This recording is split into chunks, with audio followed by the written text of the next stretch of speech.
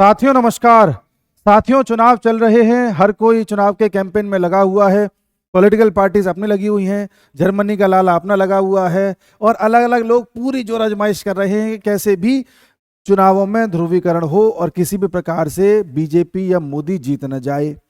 अब भाई मोदी जीते या राहुल गांधी जीते या कोई और जीते, वो बात की बात है, लेकिन हम जरा एनालिसिस करते हैं कि इसमें चल क्या रहा है, ओवरऑल केस क्या चल रहा है, हर कोई किस तरह से अपनी बात को आगे रख रहा है और जनता को बेवकूफ बनाने की कोशिश कर रहा है। तो जनता को कैसे गुमराह किया जाता है, हमें उस पर डिस्कशन करना है। अब इसमें किसी के ऊपर आरोप लगे तो उसका जिम्मेदार मैं नहीं हूं, उसकी खुद की एक्टिविटीज हैं। फॉर एग्जाम्पल, अभी आपने देखा होगा कर्नाटक में केस हुआ था जहां पर एक नेहा नाम की लड़की की हत्या कर दी गई थी लव जिहाद के चलते। नेहा नाम की लड़की एक लड़के के साथ रिलेशनशिप में थी, उसके बाद नेहा ने लड़के के साथ शादी करने से मना कर दिया, लड़के ने उसकी हत्या कर दी। हत्या जिस तरीके से की गई थी, जो इसमें अभी तक जानकारी मिली है, उसमें पता चलता है कि वो एक प्रोफेशनल या एक तरीके से काफ़ी बार प्रैक्टिस किया हुआ लड़का था जिस तरीके से उसने हत्या करी थी। और ये मामला काफ़ी गंभीर है और इस वक्त ये सीबीआई के पास चला गया है। सीआईडी जांच भी इसमें होगी। ये मामले पर अभी बहुत कुछ खुलासे होने बाकी हैं। कुछ दिन पहले भी आपने देखा होगा यूपी से एक मामला सामने आया था जहां पर 2 बच्चों की हत्या कर दी गई थी, सिर्फ इस बात पर कि वो बच्चे अपने पड़ोसियों को चाचा या मामा कहते थे, प्रेम से कहते थे। उन्होंने अपने एक सिरफिरे अंदाज में आकर के उसकी हत्या कर दी थी। ये केस भी आपने सुना होगा। ऐसे हमारे देश में आए दिन न जाने कितने केस होते हैं जहां पर किसी के साथ बर्बरता कर दी जाती है। कई बार क्या होता है, जो करने वाला होता है वो पर्टिकुलर धर्म का होता है, जैसे नेहा के केस में है, और कई बार जो विक्टिम होता है वो पर्टिकुलर जाति का या धर्म का होता है।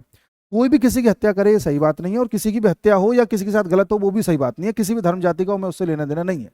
लेकिन एक वीडियो में मैंने आपको ये बताया था कि किस तरह से न्यूज़ चैनल वाले, अगर कोई मुसलमान मरता है या दलित मरता है तो उसके नाम के आगे उसकी जाति को और धर्म को जरूर दर्शाते हैं, जिससे कि समाज में डिवाइड पैदा हो। ये न्यूज़ चैनल वाले करते हैं, मैं एक वीडियो में दर्शा चुका हूँ प्रूफ के साथ। और जब करने वाला कोई मुसलमान हो तब उसके धर्म को रिफ्लेक्ट नहीं होने देते, सिर्फ एक मर्डरर कह करके ही छोड़ देते हैं। तो एक भेदभाव तो ये होता है। दूसरा भेदभाव ये होता है चुनावों में वोट लेने के लिए, जो भेदभाव करते हैं कुछ नेता लोग, जिनके बारे में मैं भी चर्चा करूंगा। ये नेता लोग क्या करते हैं कि अगर कहीं पर विक्टिम किसी पर्टिकुलर जाति का है, वैसे तो कोई भी जाति ऊंची कोई भी जाति नीची नहीं होती, ये नाम क्यों बन गए पता नहीं, लेकिन मान लीजिए कोई दलित जाति का है, फर्ज कीजिए, तब कुछ नेता लोग हैं जो उससे मिलने जरूर जाएंगे, विक्टिम के घर जरूर जाते हैं। इन्हें विक्टिम से लेना देना नहीं है, इन्हें उस वोट बैंक से लेना देना है जो उस पर्टिकुलर जाति का वोट बैंक है। इसलिए आप देखते होंगे हाथरस में जब गैंगरेप हुआ था, एक गलत काम हुआ था, ये चीज नहीं होनी चाहिए थी, उसमें ये मिलने जरूर गए थे। ये 55 साल के युवा नेता हैं इस देश के, जो अगले 100 साल तक भी युवा ही रहने वाले हैं।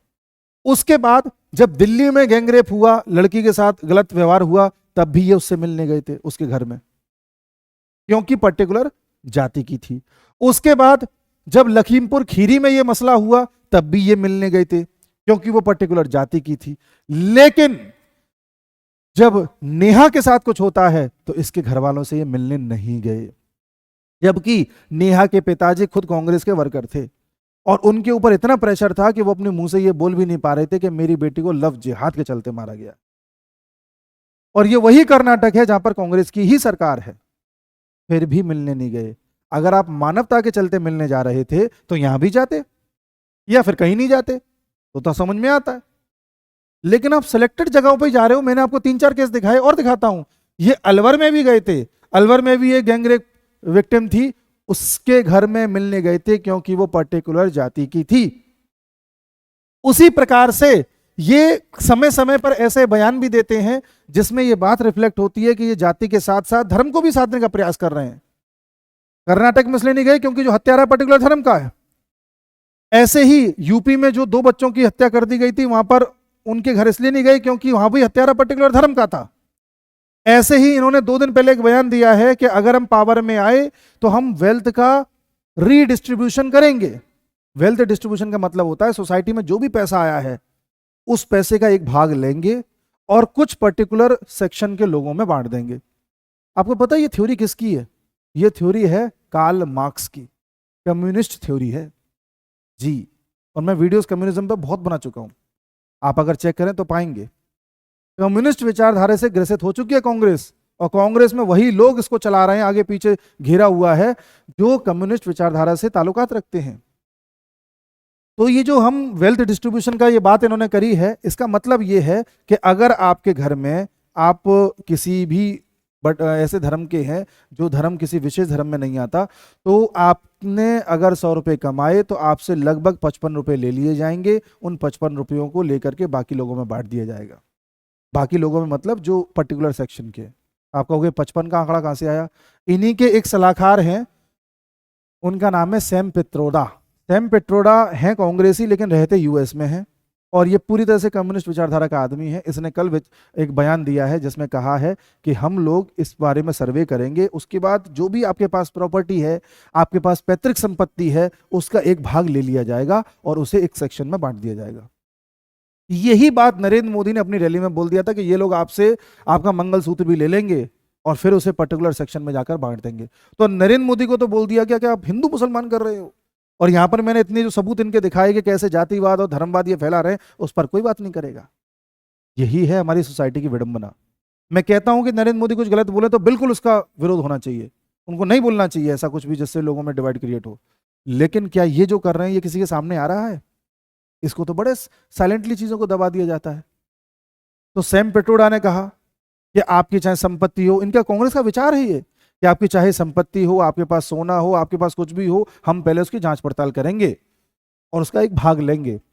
अच्छा, ये दूसरे वर्ग के साथ नहीं करेंगे, क्योंकि उस वर्ग को इन्होंने एक्स्ट्रा माइलेज दे रखा है।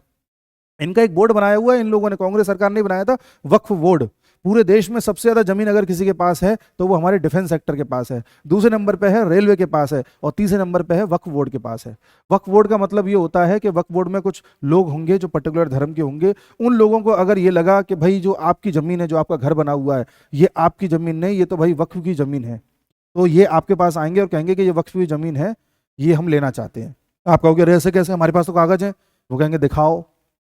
आपके कागज, चलो देखते हैं। वो कहेंगे नहीं नहीं फिर भी हमारी है।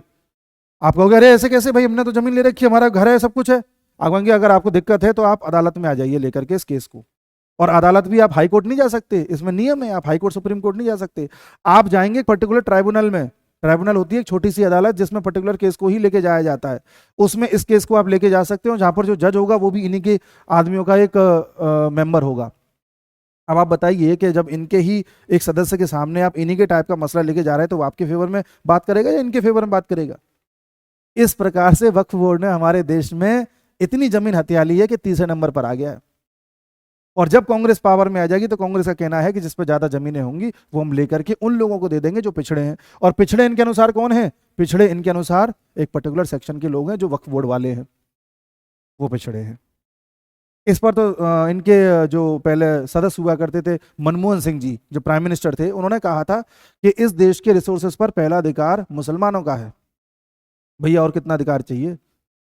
हमारे देश में माइनॉरिटीज तो पारसी भी हैं, क्रिश्चियंस भी हैं, सिख भी हैं, जैन भी हैं, बौद्ध भी हैं, ये सब माइनॉरिटीज हैं। लेकिन ये माइनॉरिटी का इतना रोना नहीं रोते जितना मुसलमान रोता है, और जबकि मुसलमान की जनसंख्या अच्छी खासी है। जो पारसी हैं उनकी जनसंख्या तो बहुत कम है, 1% के आसपास है। लेकिन आप देखेंगे कि कभी भी एक पारसी भीख मांगता नहीं दिखाई देगा, अपना धंधा करता, अपना पैसा कमाता है। लेकिन जितना भी ये पॉलिसीज लाई जाती हैं सब एक पर्टिकुलर सेक्शन के इर्द गिर्द ही लाई जाती है, क्योंकि इनको अपनी राजनीति करनी है। चलो तुम करो मुसलमानों के लिए राजनीति, लेकिन 70 साल आप पावर में रहे, 60 साल पावर में रहे, तब तक तो आप मुसलमानों के लिए कुछ कर सकते थे, क्यों नहीं कुछ किए? सिर्फ उनको खुश करने के लिए ऐसे नियम कायदे कानून लाते रहे जिससे उनका वोट आपको मिल सके। और आज भी मुसलमान इस देश का, अगर नॉर्मल मुसलमान की बात करी जाए तो गरीब ही है, ये बात सही है, अशिक्षित ही है। क्यों नहीं आप उसको अपलिफ्ट कर पाए? मुसलमान अगर अपने दिल से खुद पूछे कि मैं कितना अपलिफ्टेड हूं या मेरे समाज के लोग कितना अपलिफ्टेड हैं, तो उसे खुद पता चल जाएगा वो अपलिफ्टेड नहीं है। इन जैसे लोग उसे भी बेवकूफ बनाते आए उसका वोट बैंक हासिल करने के लिए, और खामियाजा किसको भुगतना पड़ता है? सबको। कुछ चंद मुसलमान जो गलत इरादे के साथ इनके साथ मिले हुए हैं, वो बाकी मुसलमानों को भी परेशान करते हैं। एक मासूम मुसलमान भी बेचारा बदनाम हो जाता है इन जैसे लोगों के चक्कर में। इस पर हमें ध्यान देने की आवश्यकता है। और ये ऐसा नहीं है। अच्छा, इसकी एक हरकत और बताता हूं। अभी 2019 का चुनाव हुआ था, जब इनको ये पता चला कि मैं अमेठी में चुनाव हार जाऊंगा। अमेठी के बाद इन्होंने तुरंत एकदम से वायनाड का पर्चा भरा और वायनाड में जाकर के रैली करी। वायनाड केरल का एक शहर है, वहां पर इनको पता था अपने दम पे जीत नहीं पाऊंगा। वहां पर मुस्लिम लीग नाम की एक पार्टी है, उन्होंने कहा कि तुम आ जाओ, हम तुमको जितवा देंगे, कोई दिक्कत नहीं है। मुस्लिम लीग ने इनकी रैली करवाई। अब रैली हुई तो कैसी हुई वो भी मैं आपको दिखाता हूँ। ये रैली थी मुस्लिम लीग ने जो इनकी करवाई थी, 2019 की रैली है, जहां पर आपको इस तरह के झंडे दिखाई दे रहे होंगे। ये देखो, राहुल गांधी, सोनिया गांधी, प्रियंका गांधी, ये जो झंडे हैं ये मुस्लिम लीग के झंडे हैं और काफी हद तक पाकिस्तान के झंडे जैसे देखने में लगते हैं। इस बात का बहुत विरोध हुआ था कि ये पाकिस्तान के झंडे वहां पर कैसे हैं, तो बाद में पता चला कि मुस्लिम लीग के हैं जो केरल की है। अब मुस्लिम लीग के इस पूरे कार्यक्रम में आप देख रहे होंगे कि कांग्रेस का आपको झंडा नहीं दिखाई दे रहा होगा, क्योंकि मुस्लिम लीग वालों को इस बात से ऐतराज होता है कि कांग्रेस का झंडा आप क्यों लेकर के आए ज्यादा, और कांग्रेस का झंडा इंडिया के झंडे से मैच करता है काफी हद तक। इसलिए राहुल गांधी ने अपना चुनाव जीतने के लिए ये कॉम्प्रोमाइज भी कर लिया था। और अभी अगर वर्तमान की बात करी जाए, जो 2024 की इन्होंने रैली करी है, 2024 की रैली में तो इन्होंने मुस्लिम लीग का झंडा भी यूज नहीं किया, कांग्रेस का भी झंडा यूज नहीं किया, सिर्फ अपने छोटे छोटे पोस्टर या अपनी फोटो लेकर के ही रैली करी है। मुस्लिम लीग का इसलिए नहीं किया क्योंकि मुस्लिम लीग का इस बार इनको सपोर्ट नहीं है, और कांग्रेस का इसलिए नहीं किया क्योंकि मुस्लिम लीग ने कह रखा है कि हमको ये पसंद नहीं है। आप यहाँ अगर कांग्रेस के झंडे को लेकर के करोगे तो हमारे लोग शायद उतना प्रसन्न ना हो, तो वोट आप ही का कटेगा। अब देख रहे हैं। अब आप खुद सोच करके बताइए, धर्म और जाति की राजनीति कौन कर रहा है? मोदी के वो आप गाली दे रहे हैं, मोदी तो यूसीसी लाने की कह रहा है, यूनिफॉर्म सिविल कोड, आर्टिकल 44, संविधान कहता है कि सभी के लिए एक जैसा कानून आना चाहिए, चाहे किसी भी धर्म और जाति के आप हो। तो अच्छी बात है, आप मैरिज करो या तलाक दो या संपत्ति हासिल करो, सबके लिए एक जैसा कानून हो, कोई दिक्कत नहीं है। लेकिन कांग्रेस उसके भी खिलाफ है। तो बताओ कौन कर रहा है धर्म की राजनीति? विचार करें। नमस्कार।